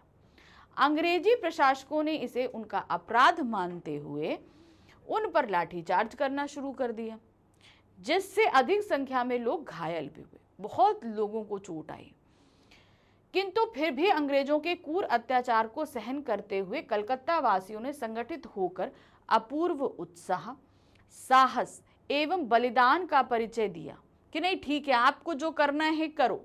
अंग्रेजी से कहा कि भाई तुम्हें लाठीचार्ज करना है, हमको मारना है, तुम्हें जो करना है करो, लेकिन हमारा काम क्या है आगे बढ़ने का, हम करते रहेंगे। साथ ही अपने संकल्प को पूरा करने के लिए राष्ट्रीय ध्वज भी फहराया। अब ये था कि 4:24 पे मॉन्यूमेंट पे झंडा फहराना है, तो वो फहराया गया, शपथ पढ़ी गई। अब चाहे पुलिस ने जितनी उनको रोकने की कोशिश करी, कुछ भी किया, लेकिन उन्होंने जो डिसाइड किया था उन्होंने किया। तो ये इसका बहुत अच्छा उदाहरण है कि कोई भी समाज अगर इकट्ठा हो जाता है तो किसी भी तरह की बुराई हो, कुछ भी हो, उसके खिलाफ लड़ सकता है। प्रश्न संख्या 14 है, डॉक्टर दास गुप्ता का 26 जनवरी 1931 के आंदोलन में क्या योगदान रहा? अब देखिए, हर जगह से जुलूस निकला, अंग्रेजों ने मारपीट करी, उस जुलूस को तोड़ने की कोशिश करी। अब इस मारपीट में बहुतों को चोट आई, ठीक है, बहुतों को चोट आई, तो सबको जो है मरहम पट्टी कराने के लिए, इलाज कराने के लिए डॉक्टर दास गुप्ता के पास ही लाया जा रहा था। तो दास गुप्ता इन लोगों की जहां मरहम पट्टी कर रहे थे, वहीं इन सब की फोटो भी खींच रहे थे, मतलब फोटो क्लिप भी क्लिक कर रहे थे। इसका कारण क्या था? पहली चीज इसका कारण ये था कि ये हमें पता रहे कि किन किन लोगों ने इस आंदोलन में भाग लेकर चोटें खाई, ये एक सबूत के तौर पर रहेगा। दूसरा, इन फोटो को दिखाकर आगे लोगों को प्रोत्साहित भी किया जाएगा कि आप भी ऐसे बढ़ चढ़कर भाग लीजिए और अपने देश के लिए कार्य कीजिए। तो दासगुप्ता की भूमिका काफी अहम थी उस दिन पे। 26 जनवरी 1931 के आंदोलन में डॉक्टर दासगुप्ता घायलों की देखरेख का महत्वपूर्ण कार्य कर रहे थे। मरहम पट्टी करना, चोट जो भी आई, सारा काम कर रहे थे। वे इन घायलों का उपचार करने के साथ साथ उनकी फोटो भी उतरवा रहे थे, यानी कि फोटो क्लिक करवा रहे थे, ताकि भविष्य में इन चित्रों के माध्यम से लोगों को पुलिस के दमन तथा आंदोलनकारियों के त्याग के विषय में बताया जा सके कि भाई हमारे यहाँ जब आंदोलन हुआ तो इन लोगों ने बढ़ चढ़कर अंग्रेजों के खिलाफ जो है काम किया और उन्हें चोटें भी आई तब भी, लेकिन इनका उत्साह कम नहीं हुआ। ये बात जो है साबित करने के लिए, आगे लोगों को प्रेरणा देने के लिए, प्रोत्साहित करने के लिए इस तरीके के फोटो वो उतरवा रहे थे। प्रश्न संख्या 15 है, कलकत्ता वासियों के माथे पर क्या कलंक था? अब पूछा गया क्या कलंक था और उन्होंने इसे किस प्रकार मिटाया। अब कलंक के बारे में तो मैं आपको बता चुकी हूँ। क्या बताया मैंने आपको कि कलकत्ता वासियों के ऊपर ये कलंक था कि कलकत्ता में स्वतंत्रता को लेकर किसी भी तरह का आंदोलन नहीं हो रहा, किसी भी तरह का संघर्ष नहीं किया जा रहा। यहाँ के लोग स्वतंत्रता के लिए किसी भी तरह का कोई कार्यवाही कर ही नहीं रहे। ये एक कलंक वहाँ के नागरिकों पर, कलकत्ता वासियों पर लगा हुआ था। अब बात आती है कि उन्होंने किस प्रकार मिटाया। इसको उन्होंने मिटाया 26 जनवरी 1931 के दिन पूरी तरीके से इस आंदोलन में भाग लेकर, जिसके लिए पूरा शहर उमड़ा था।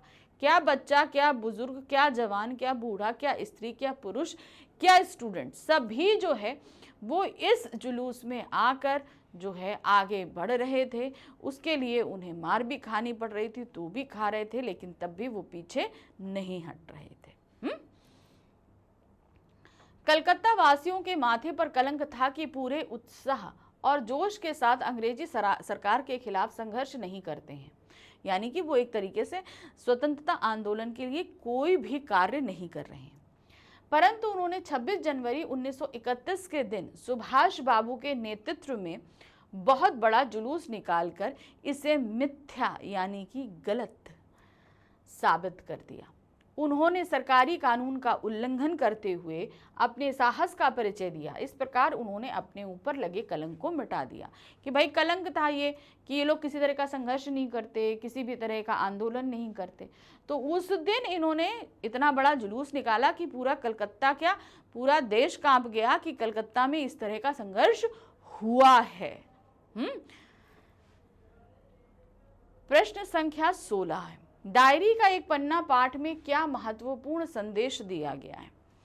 देखिए, इसमें सबसे बड़ा जो महत्वपूर्ण संदेश दिया गया है कि अगर कोई समाज, कोई भी संगठन किसी भी चीज़ को अगर मोटिव बनाकर एकजुट होकर किसी काम को अंजाम देता है तो वो काम पूरा ही पूरा होता है, चाहे उसमें जितनी बाधाएं आए, आपको रोकने की जितना भी प्रयास किया जाए। अगर हमने ठान लिया है कि हमें आगे बढ़ना है तो हर हाल में हम आगे बढ़कर रहेंगे, ये चीज़ होती है। ठीक है, तो यही चीज़ यहाँ पर दी गई है। और भी बहुत सारी चीज़ें बताई गई हैं। तो देखिए क्या है, यह पाठ इस तथ्य को रेखांकित करता है कि देश को स्वतंत्रता आसानी से प्राप्त नहीं हुई है। ठीक है, इसके लिए बहुतों ने खून बहाया है, हाँ, बहुतों ने अपनी जानें दी हैं, बहुतों ने चोट खाई है, बलिदान दिए हैं। इसके लिए प्रत्येक भारतवासी ने अपना अभिन्न योगदान दिया है। जब अंग्रेजी शासकों ने भारतीयों के विरुद्ध हिंसा का सहारा लिया, यानी कि भारतीयों को रोकने के लिए उन्हें मारा, पीटा, सब कुछ किया, एक तरीके से बहुत ही सताते थे। लाखों आंदोलनकारियों ने अपनी जान की परवाह ना करते हुए अंग्रेजी सरकार के कानूनों का उल्लंघन कर उनके विरुद्ध अहिंसक आंदोलन किया। इसमें स्त्री पुरुष का भेद मिट गया। तो यहाँ पर जो सबसे बड़ा संदेश ये था वो था कि पूरा का पूरा देश, क्या पूरा का पूरा जो हम कलकत्ता कहेंगे, इस चीज़ के लिए दृढ़ संकल्प था कि हमें काम करना है। तो वो सुसंगठित होकर उन्होंने काम किया और उसको पूर्ण भी किया। दूसरी चीज़, हमें आज हम जिस स्वतंत्र माहौल में रह रहे हैं, अपनी मर्जी से जी रहे हैं, उसको दिलाने के लिए हमारे बहुत सारे भारतीयों ने अपनी जानों को न्योछावर किया है। तो ये बहुत ही आसानी से नहीं मिला है। आपने स्टोरियाँ पढ़ी हैं, इतिहास पढ़ा हुआ है, चाहे चंद्रशेखर आज़ाद हो, चाहे सुभाष चंद्र बोस हो, कोई भी हो, इन लोगों ने खून पसीना एक कर दिया। ना जाने ऐसे कितने आंदोलनकारी हैं जिनके नाम तक आप नहीं जानते, लेकिन उन्होंने देश की स्वतंत्रता में भाग लिया और अंग्रेज़ों की नाक में दम किया, तभी कहीं जाकर हमें स्वतंत्रता प्राप्त हुई है। तो ये स्वतंत्रता इतनी अनमोल है कि इसे हमें बचाना है अपने भविष्य के लिए। प्रश्न संख्या 17 है, सुभाष बाबू ने जुलूस क्यों निकाला, इस जुलूस में क्या हुआ।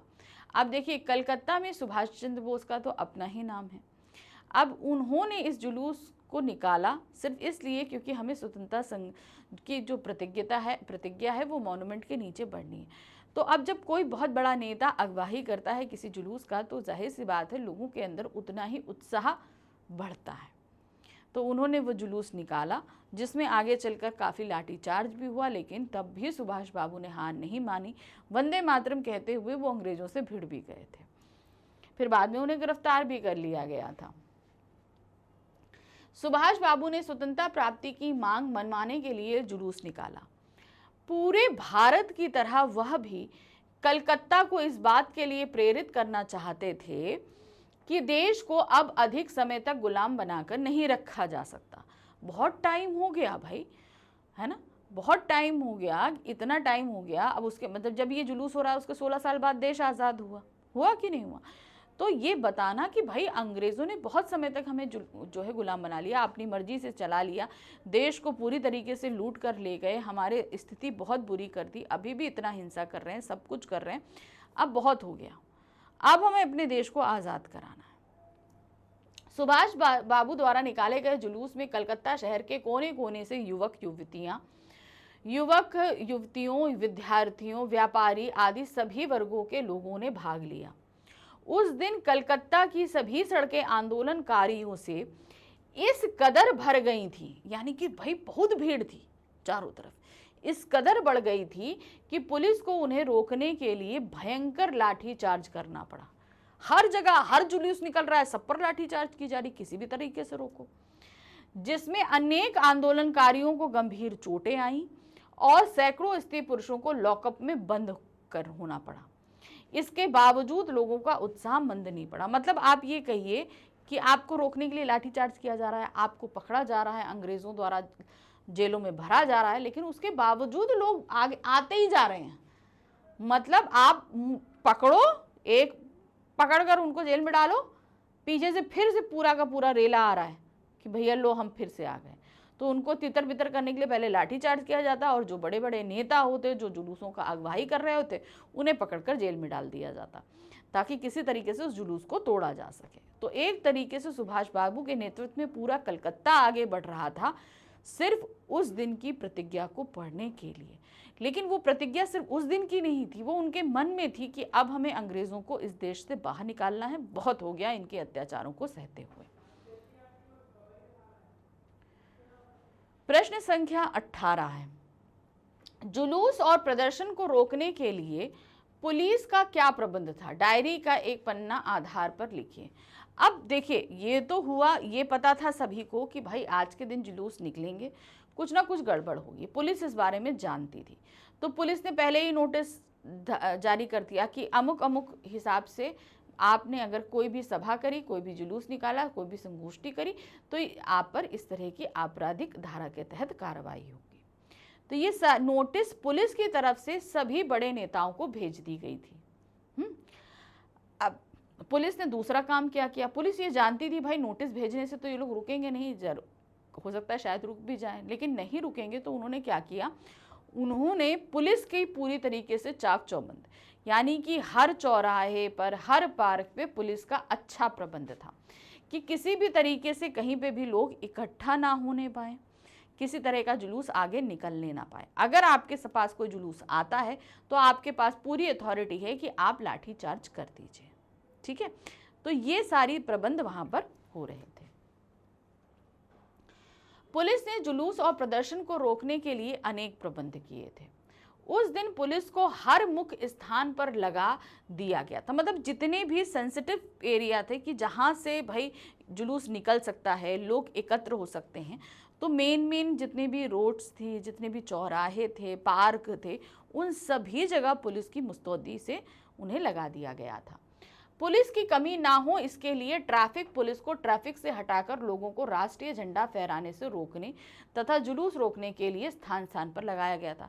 अब भाई पुलिस भी तो एक लिमिटेड संख्या में रहती है। अब क्या किया जाए, पुलिस का ही एक पार्ट रहता है ट्रैफिक पुलिस में। तो अंग्रेज़ों के समय भी ट्रैफिक पुलिस हुआ करती थी, तो ट्रैफिक को मैनेज करने के लिए।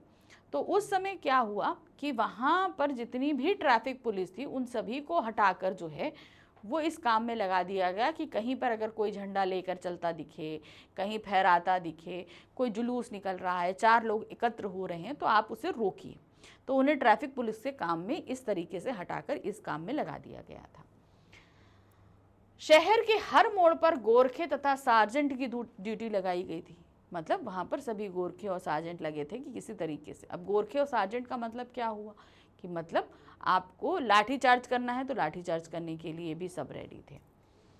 दिन रात पुलिस लॉरी में घूम घूम कर कानून व्यवस्था को बनाए रखने में लगी थी, यानी कि पुलिस की गाड़ियां हर जगह गश्त लगा रही थी। 26 जनवरी 1931 को सुबह से ही सभी पार्कों और मैदानों को पुलिस ने पूरी तरह घेर लिया था, यानी कि सभी ने घेर लिया था कि किसी भी तरीके से। अब चूंकि ये था कि भाई जाहिर सी बात है, अगर लोग एकत्र होंगे तो कैसे एकत्र होंगे, ये तो नहीं कि एक एक घर से निकल आएंगे। अब उन लोगों ने एकत्र होंगे तो किसी पार्क में इकट्ठा होंगे, किसी क्या कहते हैं नुक्कड़ पे इकट्ठा होंगे, किसी चौराहे पर इकट्ठा होंगे। तो इसीलिए इन जगहों पर पुलिस की मुस्तैदी रखी गई थी कि ज़्यादा लोग इकट्ठा होने नहीं पाए। इकट्ठा होंगे नहीं तो जुलूस निकलेगा नहीं, लेकिन ऐसा तो नहीं हुआ ना, जुलूस तो निकला ही निकला था। तो इकट्ठा होने से रोकने के लिए हर जगह पुलिस थी ताकि आंदोलनकारी झंडारोहण ना कर सके। जो लोग इस काम में भाग लेने वाले थे उन्हें भी नोटिस जारी कर दिया गया था। जो अब भाई जो जुलूस निकालेंगे या इस तरह की सभा करेंगे उसके लिए हर शहर में कुछ नेता होते हैं, ठीक है, कुछ बड़े बड़े लोग होते हैं। पुलिस को इसकी अच्छी जानकारी होती है, तो वो पहले ही इन लोगों को नोटिस भेज चुकी थी कि आप जो है अपने घर में ही रहिएगा, किसी तरह का जुलूस कंडक्ट नहीं कीजिएगा, किसी तरह की सभा कंडक्ट नहीं करिएगा, कुछ नहीं करिएगा। तो ये नोटिस उनको दिया गया था कि अगर आपने ऐसी कोई कार्रवाई की, आपने इस तरह का कोई भी जुलूस या सभा करी, तो आप पर इस एक्ट के तहत कार्रवाई हो सकती है। ये चीज पुलिस ने पहले ही नोटिस इशू कर दिया था।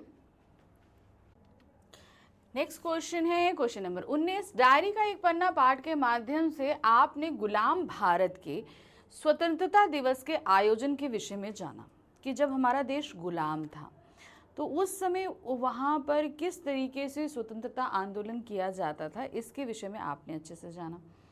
आज हम आज़ाद भारत में आज़ादी का अमृत महोत्सव मना रहे हैं, यानी कि हमारी आज़ादी के 75 साल हो चुके हैं। देश के प्रति अपने कर्तव्यों को बताते हुए पाठ से प्राप्त सीख का वर्णन कीजिए। आपने देखा कि भाई हमें इतनी आसानी से स्वतंत्रता प्राप्त नहीं हुई है, इसके लिए बहुतों ने अपनी जान दी है, बहुतों ने अपने कष्ट सहे हैं, बहुत कुछ हुआ है। तो ये सिर्फ हमने इस पाठ के माध्यम से नहीं, इसके अलावा भी बहुत सारी कहानियाँ हैं, बहुत सारी चीज़ें हैं जिनके बारे में हमने पढ़ा है, किताबों के ज़रिए जाना है। हम आज भारत का अमृत महोत्सव यानी कि आज़ादी के 75 साल हम मना चुके हैं।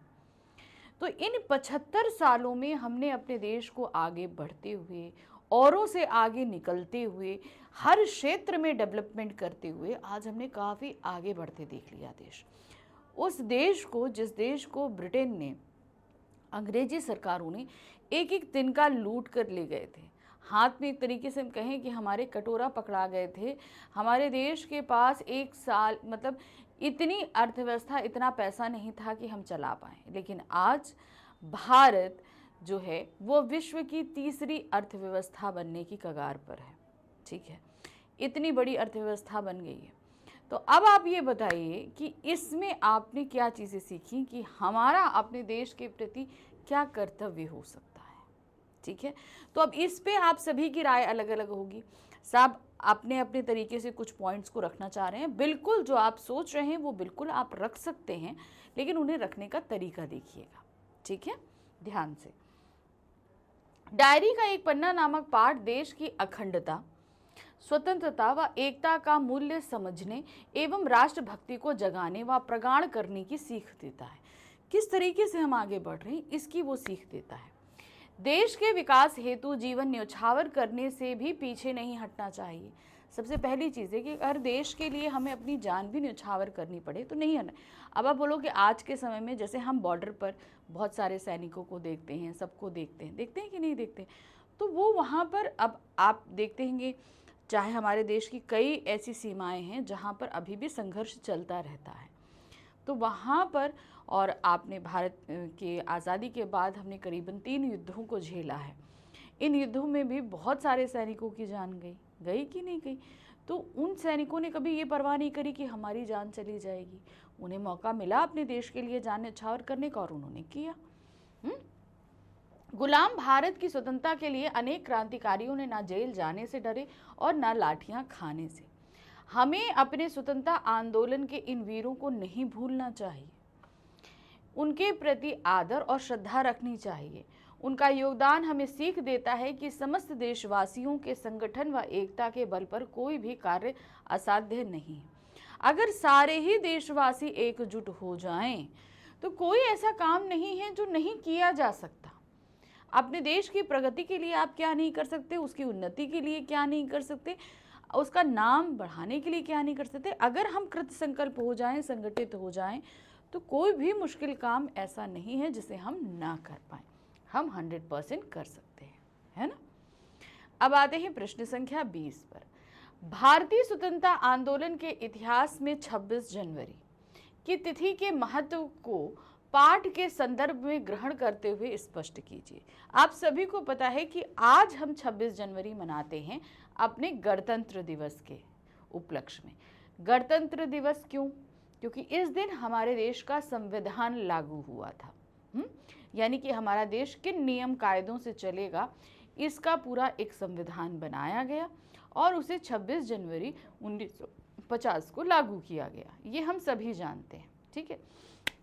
अब बात आते हैं कि भाई इस पाठ के संदर्भ में अगर देखें तो 26 जनवरी 1930 को लाहौर में हुए कांग्रेस के अधिवेशन में ये बात डिसाइड की गई कि अंग्रेज़ों से अभी तक हम सरकार में कुछ पार्ट जो मांग रहे थे वो हमें देने को तैयार नहीं है, तो इसलिए अब हम पूर्ण स्वतंत्रता की मांग करेंगे और इसके लिए हम प्रतिज्ञा करते हैं कि अब हम अपनी जी जान लगा देंगे। अब हमें कुछ हिस्सा नहीं चाहिए सरकार में, अब हमें पूरी तरीके से भारत पर अपना अधिकार चाहिए, भारतीयों का अधिकार चाहिए।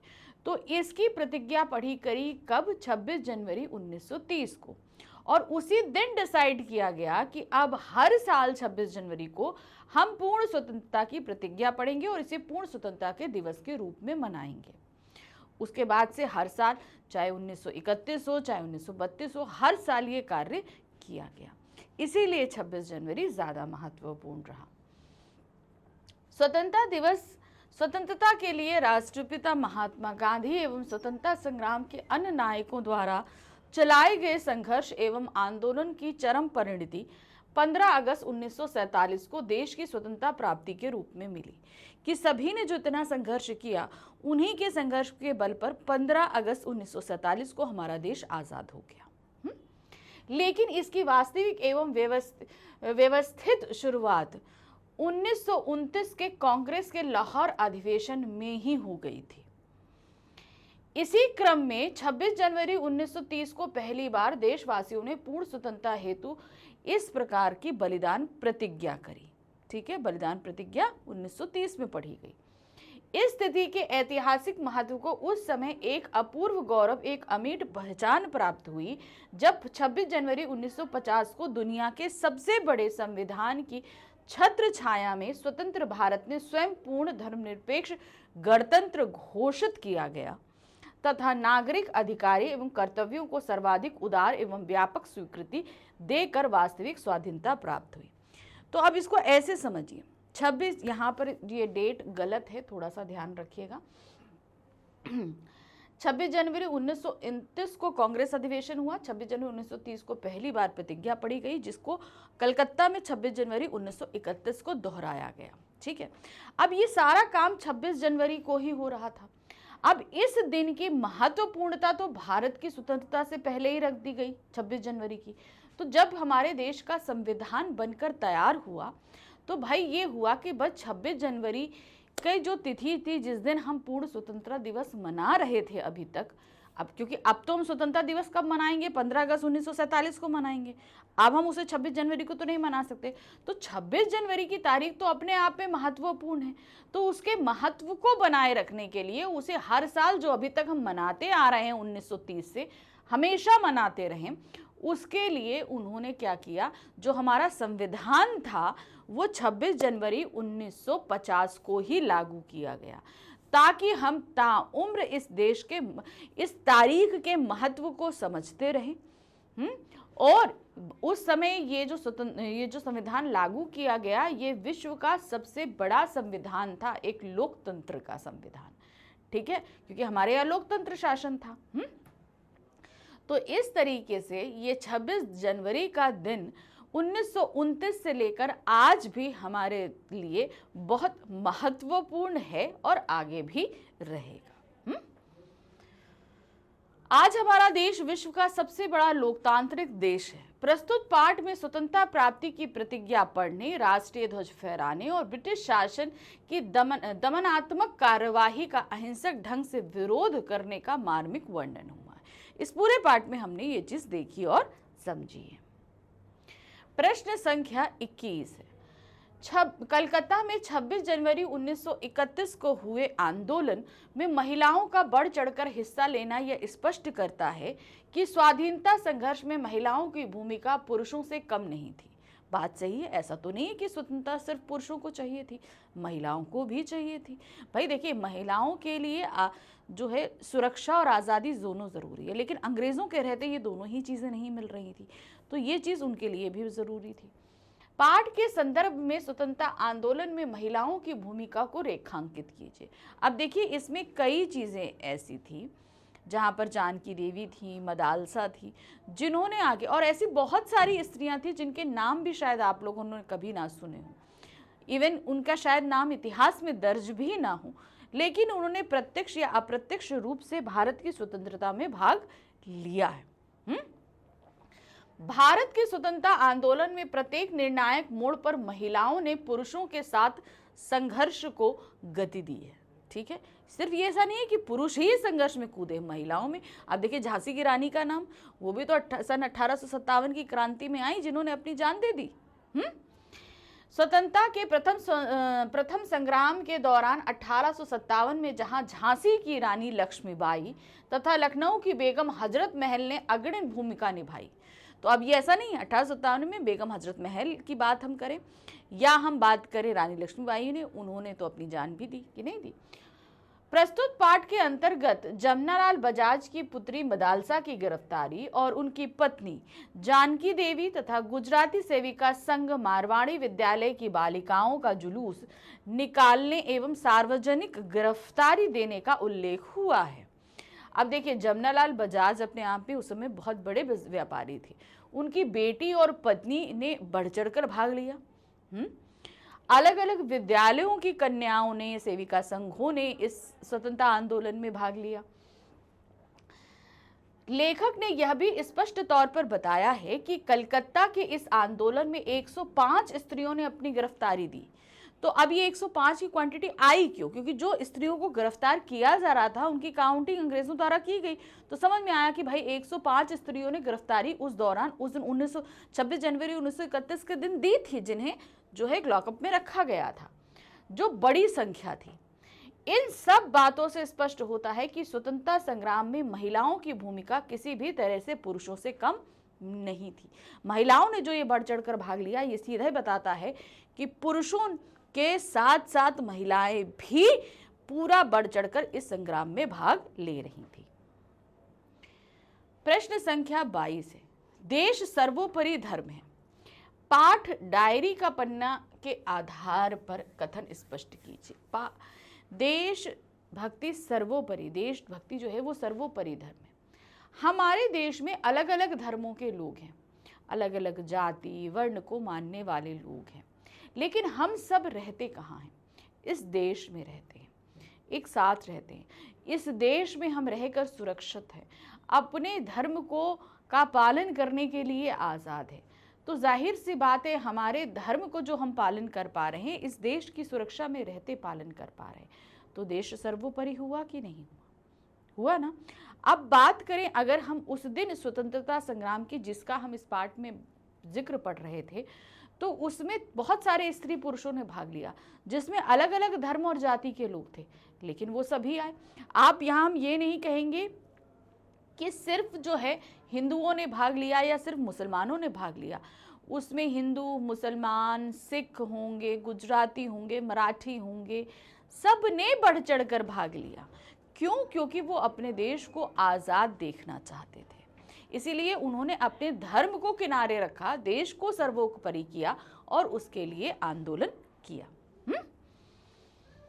देश सर्वोपरि है और देशभक्ति से बड़ा कोई धर्म नहीं है।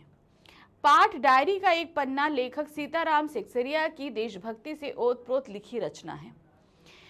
सीताराम सिकसरिया स्वयं स्वतंत्रता से जुड़े आंदोलन के क्रांतिकारी व्यक्तियों में से एक हैं, यानी कि इन्होंने खुद भारत की स्वतंत्रता में भाग लिया हुआ है, एक क्रांतिकारी के रूप में। इनका देश के प्रति प्रेम व सम्मान भाव इनकी रचना में साफ झलकता है कि वो अपने देश से कितना प्रेम करते हैं। ये इनके लिखे गए शब्दों से अपने आप बयां हो रहा है। किसी भी देश के नागरिक के लिए उसका देश गुलामी व दासता से रहे, यह स्वीकार्य नहीं है। उसे वो किसी तरीके से, हमारा देश गुलाम रहेगा तो हम भी तो गुलाम हो जाएंगे ना। तो ये हम क्यों स्वीकार करें कि हमारे ऊपर कोई और शासन करे? वह हर संभव प्रयास द्वारा देश को स्वतंत्र कराने का प्रयास करेगा या करेगी। सच्चा देशभक्त अपने देश के लिए अपना सर्वस्व न्यौछावर कर देता है तथा देश की आन पर मर मिटता है। यानी कि उसके लिए वो किस धर्म से बिलोंग करता है ये मायने नहीं रखता। अगर देश आपके लिए सर्वोपरि है तो आपका सबसे जो आपका धर्म है वो देशभक्ति बन जाता है। फिर हमारे देश पर एक भी आँच आए ये हम नहीं बर्दाश्त करते, और देश पर अगर कहीं आँच आए तो हम सब कुछ छोड़कर उसके लिए खड़े हो जाते हैं कि नहीं, देश हमारे लिए सर्वोपरि है और हम उसके लिए कुछ भी कर गुजरने के लिए तैयार हैं। कलकत्ता वासियों का ब्रिटिशों के खिलाफ ओपन लड़ाई, स्त्री पुरुष नेता अभिनेता समाज के सभी वर्गों का एक साथ मिलकर 26 जनवरी 1930 को मॉन्यूमेंट के नीचे सभा करना कलकत्ता वासियों की देशभक्ति का सजीव चित्रण है।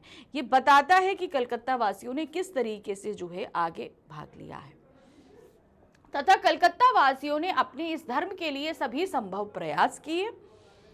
इस पाठ पर यह कथन एकदम सटीक बैठता है कि देशभक्ति सर्वोपरि धर्म है। क्या है? इस पाठ में हम देखते हैं कि कहीं पर धर्म जाति को लेकर कोई बात नहीं, सब मिलजुल कर आगे बढ़ रहे हैं। आप किसी भी धर्म के हो, उनके देश पर आ चाहिए कि भाई अंग्रेज जो है वो हमको बहुत ज्यादा प्रताड़ित कर रहे हैं, तो उन्होंने बढ़ चढ़ कर भाग लिया कि नहीं लिया, वही चीज यहाँ पर बताई गई है। अब आ जाते हैं प्रश्न संख्या 23 पे। डायरी का एक पन्ना पाठ से उद्धत पंक्ति आज जो बात थी वह निराली थी का आशय स्पष्ट कीजिए। यानी कि 26 जनवरी 1931 का जो दिन था वो एकदम निराला था। स्वतंत्रता से पूर्व ही स्वतंत्रता मनाई जा रही थी और इसके लिए पूरा शहर सजा था और उसके लिए जुलूस निकल रहे थे। लोग जो सब कुछ कर रहे थे वो अपने आप में एक ही अलग उत्साह पैदा कर रहा था, और जो बात थी वो आज से पहले कभी हुई भी नहीं थी। 26 जनवरी 1931 के दिन को अपने आप में निराला बताने का कारण यह है कि उस दिन कलकत्ता के हजारों की संख्या में स्त्री पुरुष उत्साहपूर्वक राष्ट्रीय ध्वज को फहराने के लिए घरों से बाहर निकले थे। मतलब इतनी जनसंख्या में लोग बाहर थे कि जितना तो अंग्रेजी सरकार ने सोचा भी नहीं था कि इतने लोग आ सकते हैं। भाई उन्होंने प्रबंध तो किया था, पर इतने लोग आएंगे इस चीज का प्रबंध उनके पास नहीं था। उन्होंने अंग्रेजी सरकार के कानून का उल्लंघन प्रसन्नता पूर्वक किया था। यही नहीं, भारी पुलिस बल की तैनाती के बाद भी लोग निर्भय होकर जुलूस की शक्ल में अपने अपने घरों से निकले थे। इतनी पुलिस तैनात थी, अंग्रेजी सरकार ने इतना नोटिस इशू किया था, लेकिन तब भी लोगों ने उसकी परवाह नहीं करी और बिना परवाह किए निकल पड़े। और ये उत्साह जो आप सड़कों पर देख रहे थे, ये बात अपने आप में सभी भारतवासियों को एक उत्साह से भर रही थी, सभी को उत्साहित कर रही थी। तो जो बात आज सड़कों पर देखने को मिल रही थी, ये निराली थी। क्यों? क्योंकि आज से पहले ऐसी कोई भी आंदोलन या सभा कलकत्ता वासियों द्वारा नहीं किया गया था और ना ही देखा गया था। तो ये अपने आप में एक निराला ही उत्साह पैदा कर रही थी। प्रश्न संख्या 24 है, जब से कानून भंग का काम शुरू हुआ तब से आज तक इतनी बड़ी सभा ऐसे मैदान में नहीं की गई थी, और यह सभा क्या कहना चाहिए कि ओपन लड़ाई थी। यहाँ पर कौन से और किसके द्वारा कानून लागू किए गए कानून को भंग करने की बात कही गई है। क्या कानून भंग करना उचित था? पाठ के संदर्भ में अपने विचार प्रकट करिए। तो यहाँ पर कानून भंग किया गया था, अंग्रेज सरकार द्वारा जो नोटिस इशू किया गया था कि किसी तरह का जुलूस या सभा नहीं होगी, तो ये कानून भंग किया गया था। तो एक गुलाम भारत के लिए इस कानून का भंग करना जरूरी था, क्योंकि ये भंग किया गया था अपनी देश की स्वतंत्रता के लिए काम करने के लिए, जुलूस निकालने के लिए, संघर्ष करने के लिए।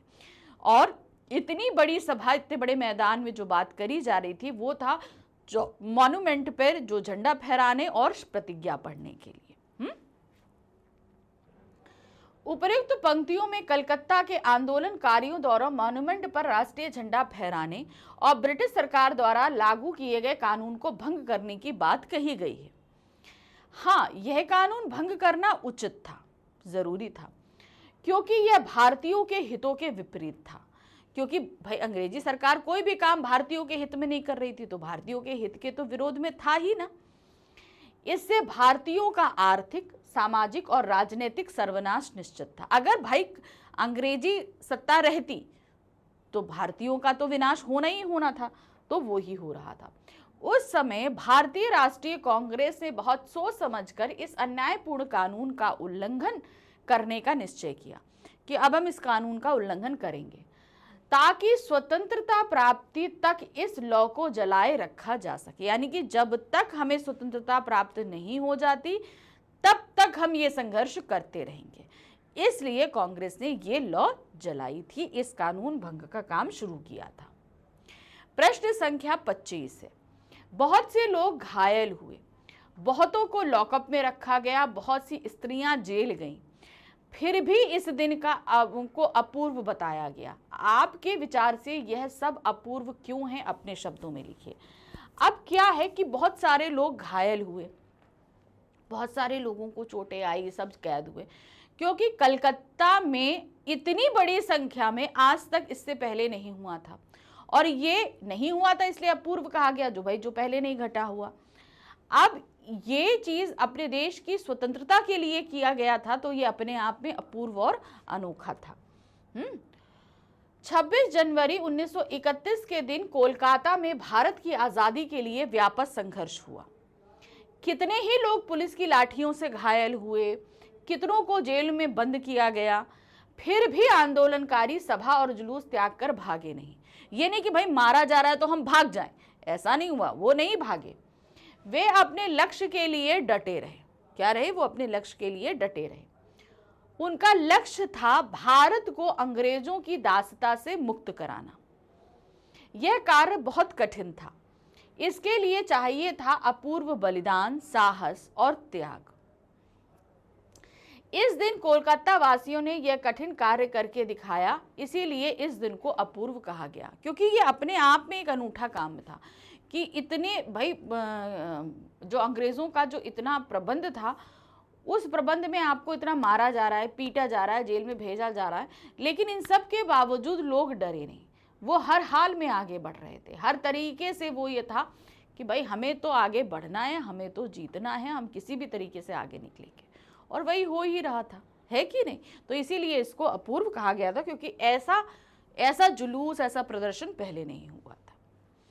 तो ये रहा हमारा पाठ संख्या 9, जिसके हमने करीब आज 25 क्वेश्चन किए। तो देखिए अलग अलग तरीके से क्वेश्चंस थे ना, इसीलिए मैंने कहा कि वेरिएशंस में रहे क्वेश्चंस रहेंगे, तरह तरह करेंगे, ध्यान से पढ़िए।